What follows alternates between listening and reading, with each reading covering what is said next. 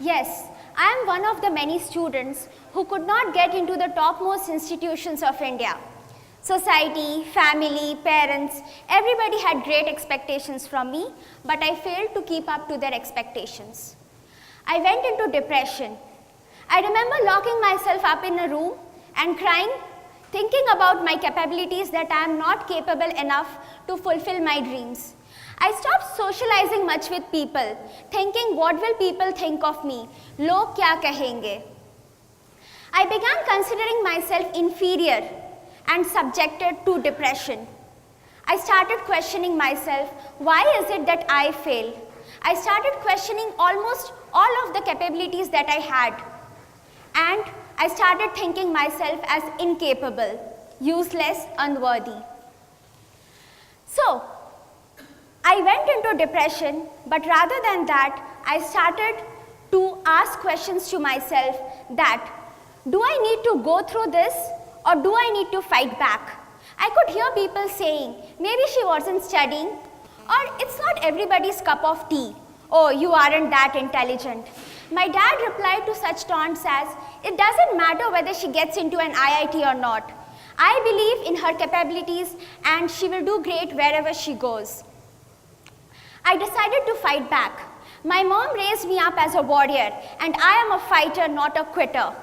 So I decided to work for my dreams. I decided not to give up and turn my scars into stars. I started up with a small 3-step rule. First, to write down what I exactly wanted to achieve in my life. Second, surrounding myself with people who really trust me and believe that yes, I can. Third, how do I turn my visions into reality? I started working for my dreams.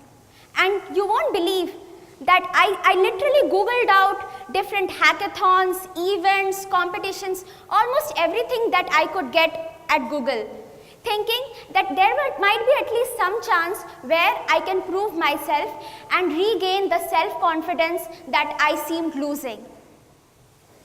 So, my success story began with UIF.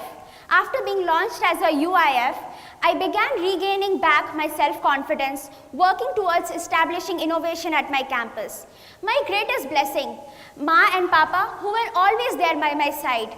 My mom's constant prayer for my well-being and happiness, as well as my dad's motivation that yes, I know you can.